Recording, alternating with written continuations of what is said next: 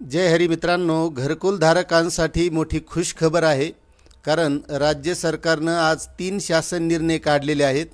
ज्या घरकुल धारकांना पहिलासुद्धा हप्ता मिळालेला नाही, या 3 शासन निर्णयाअंतर्गत या घरकुल धारकांसाठी पहिला हप्ता वितरित करण्याबाबत राज्य सरकारनं तीनही घटकातील 3 शासन निर्णय काढलेले आहेत.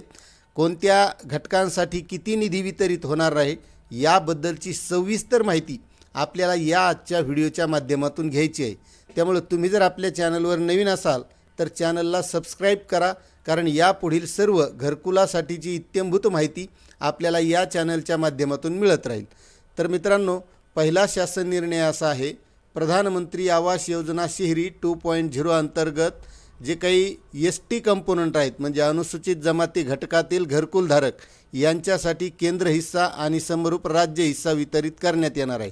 आता यामध्ये जो काही राज्य हिस्सा आहे तो आहे मित्रांनो 1269.60 लक्ष एवढा वितरित केल्या जाणार आहे.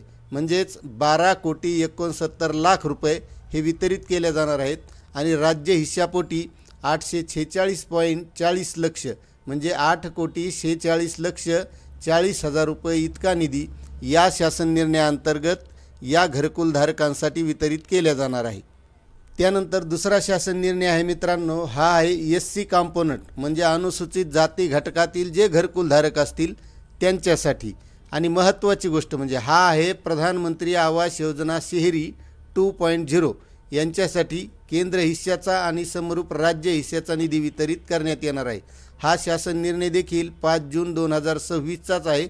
आणि या शासन निर्णयाअंतर्गत केंद्र सरकारची जी काही रक्कम आहे ती आहे 2283.00 लक्ष इतका निधी हा वितरित केला जाणार आहे. केंद्र हिस्सापोटी हा 60% निधी असणार आहे.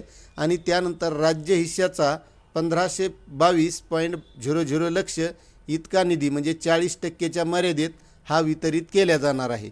हा आहे SC कॉम्पोनंटच्या अंतर्गत निधी वितरित केला जाणार आहे.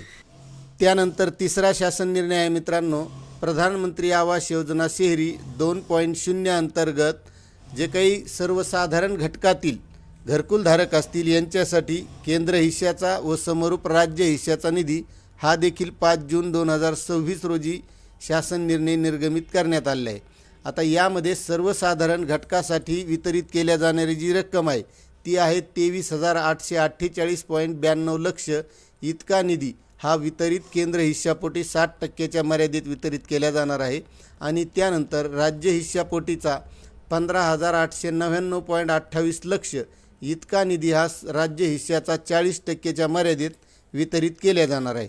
आता यामधील जी काही महत्त्वाची गोष्ट आहे यामध्ये जे नमूद केल्याप्रमाणे केंद्र शासनाच्या सूचनेनुसार स्टेट IFMIS व प्रधानमंत्री आवास योजना शहरी 2.0च्या युनिफाईड वेब पोर्टलचे एकत्रीकरण म्हणजे इंटिग्रेशन करण्यात येत आहे. सदर एकत्रीकरण इंटिग्रेशन झाल्याच्या नंतर स्नॅप पोर्टलवर प्रत्यक्ष निधी उपलब्ध करून देण्यात येईल. आणि सदर निधी वैयक्तिक स्वरूपातील घरकुल बांधकाम बेनिफिशियरी LED कन्स्ट्रक्शन BLC घटकाअंतर्गत मंजूर घरकुलासाठीच्या प्रथम हप्त्यासाठी म्हणजे फर्स्ट इन्स्टॉलमेंटकरिताच वितरित करण्यात येणार आहे. आणि त्यामधून मंजूर घरकुलाकरिता केवळ पहिल्या हप्त्याचाच निधी वितरित करण्यात यावा, दुसऱ्या व तिसऱ्या हप्त्याचा निधी यामधून देण्यात येऊ नये असं सुद्धा यामध्ये नमूद केलं आहे. तुम्हाला जरी सविस्तर शासन निर्णय वाचायचे असतील तर महाराष्ट्र शासनाच्या GRच्या पोर्टलवर हे आपल्याला सविस्तर वाचायला मिळतील. असे हे तिन्ही शासन निर्णय आहेत.